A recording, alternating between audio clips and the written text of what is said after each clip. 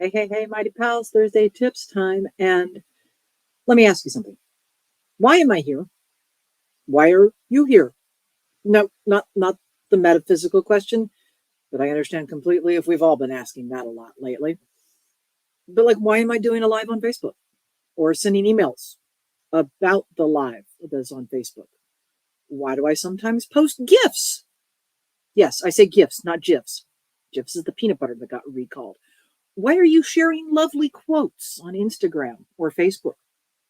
What's the purpose behind all this content that we're creating? So let's talk about our purpose, our content marketing purpose, and the 6 questions that we need to ask before creating another piece of content. So, I'm pretty transparent and I share my background and I share the stumbles and the not stumbles in my business career and journey. When I first started blogging for business, well, maybe it started as business adjacent like a decade ago. I wrote what I felt like talking about. I mean, that's kind of like what all bloggers were doing. There are still some folks out there, bless them, who blog in like life story journaling kind of thing, maybe even virtual scrapbooking. Cool.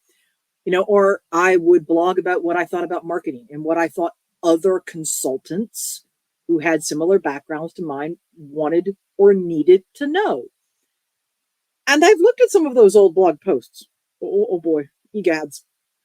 Yikes. Now, in some ways, some of them were more like a long tweet, but I'm not even sure I was on Twitter at that point. They were curated, they were super, super short, and they had no greater purpose. It was sort of stream of consciousness, like I said, like journaling, but on the internet. And they weren't tied to the services that I was offering. Okay, heck, they weren't even on my main consulting business's website. Yes, that one had a blog too, and I'm even more scared to look at the old posts over there on that one. And of course, they didn't have email opt-ins in them, and honestly, they were too short. Why would anybody have been interested in signing up for my emails, which were irony much longer than the blog posts? And that's sometimes still true. It reminds me of it's a whole lot of like that even earlier blogging that I did way back before my business, probably around the time of grad school part 2. So like 2004-ish. And it was probably somewhere on Blogspot that may or may not still exist. And I had personal blogs on other platforms over the years. And it was like a place where we're going to put our thoughts out there, maybe even anonymously or something else. But what was the purpose? And I think I asked that question and why I don't blog as often. I don't blog prolifically. I blog, as I say, in a deep sort of fire hose of information way at mightymarketingmojo.com. Because consciously or unconsciously, I knew that quality was better than quantity. And it also was about having a purpose. What was the purpose for that post? Not just the topic, not the theme, not the keywords. It wasn't SEO. It's like, why was I writing it? What did I want to happen after that? Had I asked myself the 6 key questions that I'm going to go over with you today? And if I didn't, then maybe I shouldn't be writing a blog post or doing anything else. I mean, I knew about content marketing and I was gung-ho into the power of content marketing for education, awareness, and engaging an audience. Still am. But so many of those posts earlier on, and some of them are the ones that I've archived since then, were weak on having a true purpose. They educated in the broad sense. Yes, they taught you things about marketing. But were they educating you about the problem that you have in that specific area of marketing? And were they positioning me as, hello, I'm one of the solutions for that? And it probably wasn't until like 2017 that those posts got more focused, more connected, and more purposeful. And honestly, it wasn't really until I fully leaned into Mighty Marketing Mojo and the mission that I have of helping online solopreneurs to simplify the tech and the how-to of online marketing, because you're busy and you don't need to be any more stressed about the tech than you already are, that my content had a purpose. And it honestly wasn't until I figured out more of my services and the courses and the things that I offered that everything got even more purposeful and more strategic. And I am always working on that. Because I do not want to just be throwing stuff onto the internet for the hell of it. I don't want to just post a lovely quote picture to fill up a feed on Instagram or Facebook. Now, those types of things can have a purpose, and that purpose can be entertainment, but it's not just about entertainment. There needs to be a purpose as to, if I post those GIFs and those fun memes like in my group, is it to get a conversation going? And if the conversation is going, then hey, that means you're going to see the other posts. And if there's a conversation going, it means we can build a relationship. We can work on that know, like, and trust. That if I'm posting things on social media, we should be developing some sort of relationship. You're watching this video. Why am I doing videos? Well, so we can get to know each other. You can get to know me, and hopefully maybe you trust me and see me as someone who can help you with your marketing obstacles, to help you fix those email marketing connections and getting your software set up and knowing what to say and your landing pages and your email gifts and all that done so you can go out and get more of the clients that you love helping and serving and that are right for you. And me just randomly throwing gifts up and quote pics isn't going to do it. What's the purpose? So, you and I, we're running a business here, right? That means I sell things in order to help people. Courses, workshops, books, services. That's the marketing part of content marketing. And sometimes I think we get stuck in that, hamster wheel of just create more content. And that's what I want to get us off of. It's what I've been talking about for weeks. Let's get off the hamster wheel.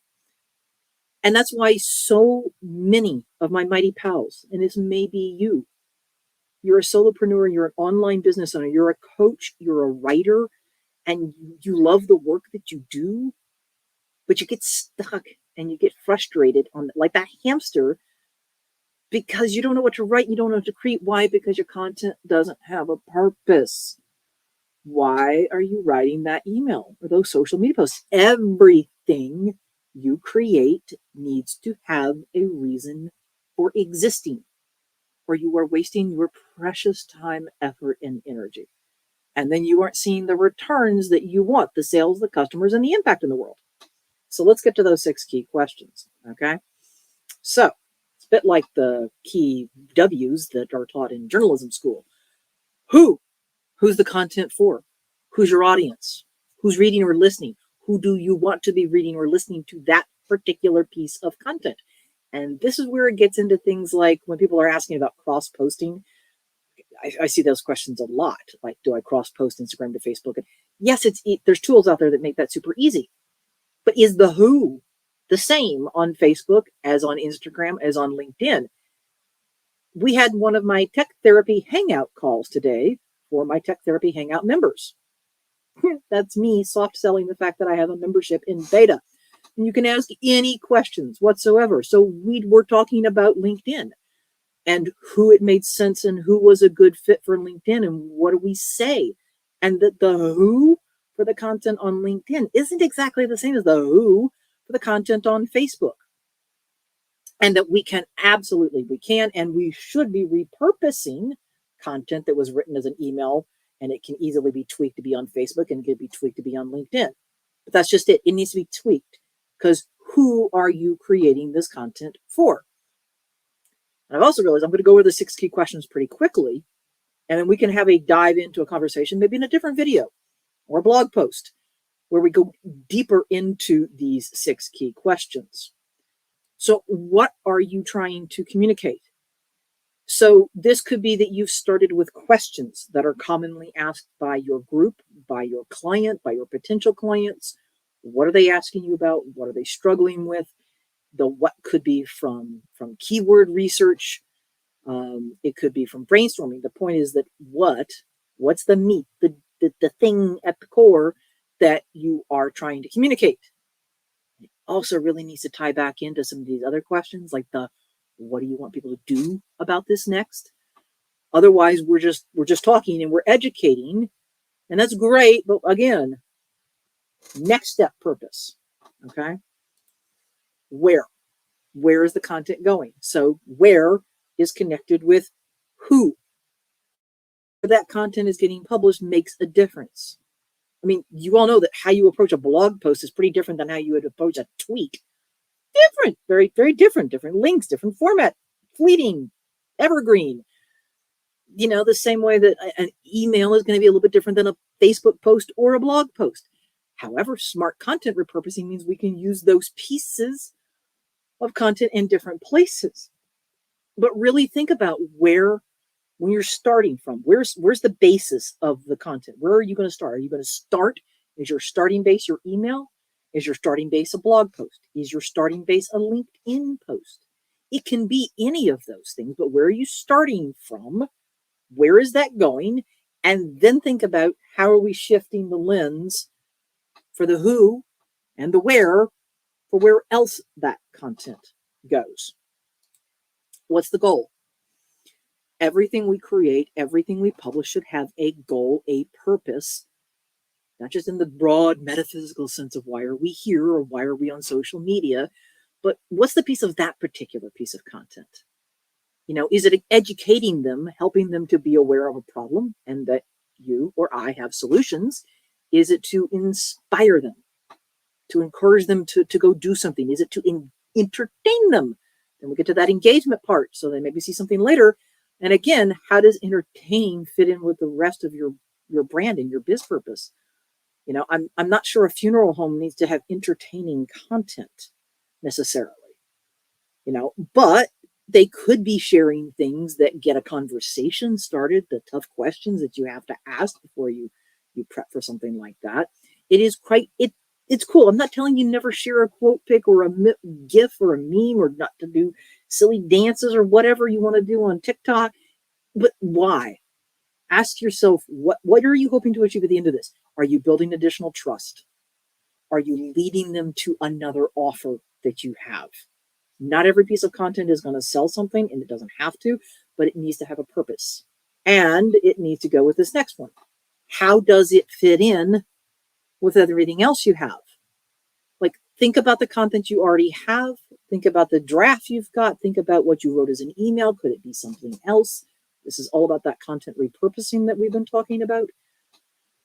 Because again, we don't want to just keep baking from scratch every week with our content.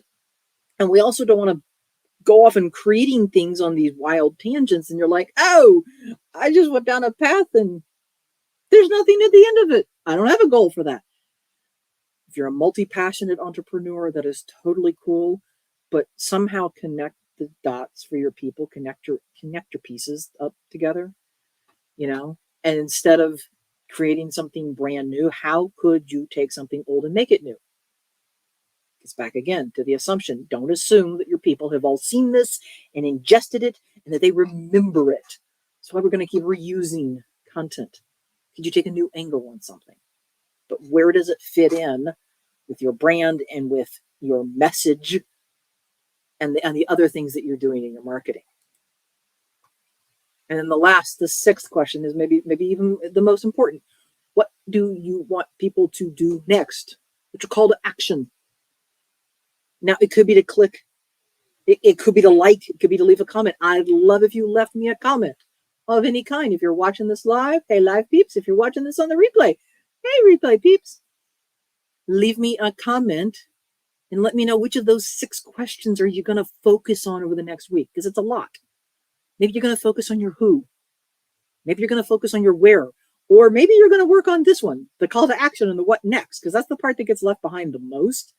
And the part that seems to scare a lot of entrepreneurs are like, the what next could be simple. It could be something like, hey, make sure you go and join this other group. Or, hey, it could be the call to action in my email today for you to come watch this video live or on a replay.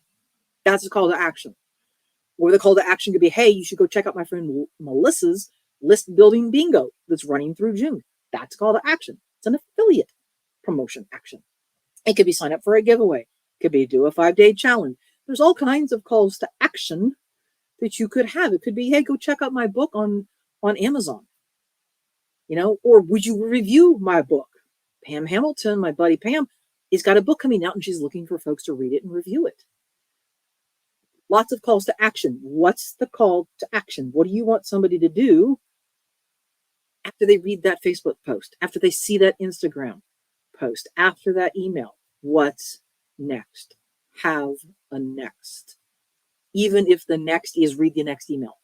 Start simple, but know what's next. The more you know that, the more all of your content has a purpose, and you are not just sitting there wasting time at the computer typing stuff out and journaling on the internet, like we blogged 10 and 20 years ago. You can answer these questions. You have the outline, at least, of a content marketing plan. You know where you're going. And you have heard me say it so many times lately, and for months and for years. We have to know where we are going, where we want our audience and our customers to go with us. Otherwise, we end up nowhere. We're just spinning. Okay? When your content has a clear purpose, it works for you. It will lead the right for you people to work with you, to get the help that they need, to read your book, to download your journals, to get your printables, to be in your course, to be in your membership. And it doesn't mean it has to be huge or big. It can be any of it. Even if the help that they need is a new coffee mug or a new journal, to feel better about their body sizes, or to heal from trauma, or to not fight over their homework, or to have more confidence in their job search, or you having confidence that you can build a landing page and sell that product or course because you worked with me. And you're going to take the Mighty Landing Pages live training when it comes up later this summer. So, have a purpose. You have a purpose in your business. You have a purpose on this planet, and your content needs a purpose as well. So ask those 6 key questions, and let's think about being much more purposeful in all of our actions. See you next week, Mighty Pals.